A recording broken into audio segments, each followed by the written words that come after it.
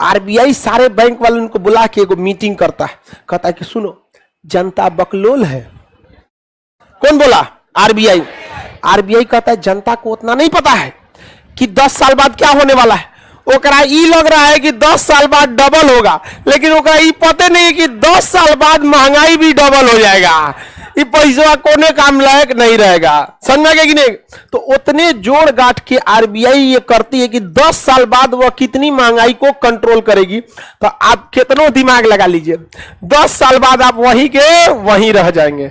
जैसे आप सोचिए, आज से 10 साल पहले या 20 साल पहले सपोज कीजिए, यानी सन 2000 में अगर आपसे कोई 1 लाख रुपया लिया होता, सोच सकते हैं कितना पैसा लिया। और आज 20-22 साल बाद अगर 3 गुना भी लौटा दिया, 1 लाख के बदले 3 लाख, तो भी सोच रहा उस समय वही फायदे में था। सन 2000 में किसी के पास 1 लाख रुपया और आज के समय में 3 लाख रुपया, 3 लाख का कोई वैल्यू नहीं है। उस समय जो गैस सिलेंडर मिलता था 120 रुपया, आज 1100-1200 में गैस सिलेंडर 10 गुना महंगा हो गया। अब पैसा आपका 3 गुना महंगा हुआ। सन 2000 में 3 रुपए किलो आलू बिकता था। हम 3 रुपए किलो हमको याद है, हम लोग खरीदे हुए हैं। अभी 20 रुपए, तो आलू कितना हो गया? 6 गुना महंगा।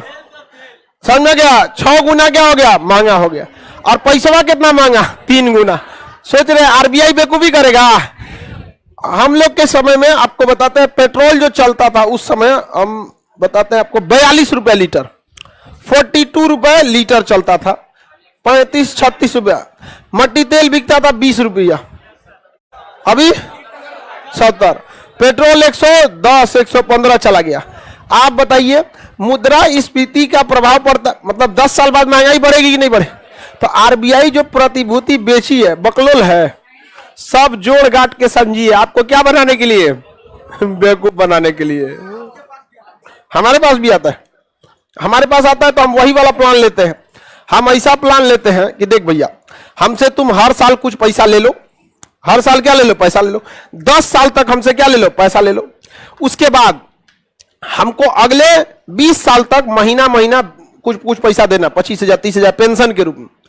और जब 20 साल कंप्लीट हो जाएगा तो ये जो हम पैसा 10 साल तक जमा किए हैं अपना प्रीमियम, वो भी हमको वापस चाहिए। होता है ऐसा, पॉलिसी आता है। हम अपने मम्मी पापा का पेंशन ऐसे ही कराए हैं, हर साल हम जमा कर देते हैं, हर साल जमा करते जाते हैं, और जमा हो गया तो अगले 30 साल तक उन लोग को पेंशन मिलेगा।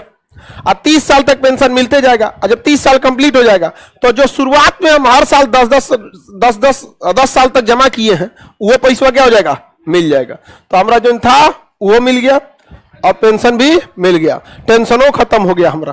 समझ में आ गया कि नहीं आ गया? मम्मी का अलग पेंशन, पापा का अलग पेंशन, मम्मी का हेल्थ का अलग, पापा का अलग, कोई टेंशन नहीं है। अब समझ में आ गया कि नहीं आ गया? नहीं तो भाई हम समाज को देखते तो डर जाते हैं। आजकल अजीब टाइप का हो गया है, माँ बाप को बेटा बेटी भूल जाता है। समझ में आ गया कि नहीं? हम कभी नहीं भूल सकते हैं, लेकिन समाज को देखते हुए डर लगता है। इसलिए कहते हैं कि नहीं भाई, जो है पहले माँ बाप को भी अपने पैर पर आखिरी दम तक क्या कर दे? खड़ा कर दे। बाद में हम बदले ना बदले वो तो अलग की बात है, नहीं समझे? लेकिन क्या जरूरत है भाई किसी को रिस्क लेना? क्या पता कि गृह मंत्रालय कोने दिमाग का होगा। नहीं समझ में आया? उससे अच्छा है कि भाई अपने पे डिपेंडेंट करके छोड़ दिया। यहाँ पे कल को मम्मी पापा को कोई टेंशन नहीं, बीमार पड़ेंगे उनका हेल्थ है, हर महीने उनका क्या है? पेंशन है। मम्मी का अलग पेंशन, पापा का अलग पेंशन। समझ में गए? इसलिए उनको कोई टेंशन नहीं, पेंशन है, टेंशन नहीं। तो हम आरबीआई के बकलोलई वाले में नहीं जाते कि तू हमरा ले लो और 10 साल बाद दियो। समझ में गया कि नहीं आएगा? हम जितना जमा करेंगे बाद में क्या कर लेते हैं? वसूल लेते हैं। अभी मम्मी को ही मिल जाएगा, मम्मी पापा को टेंशन नहीं रहेगा। समझ में आ गया कि नहीं आएगा? सर आप भी डरते हैं भाई, समाज में देखते हैं बहुत डर जाते हैं, पता नहीं क्यों। घर आपका पैसा कभी काम नहीं आएगा। समझ में आ गया कि नहीं?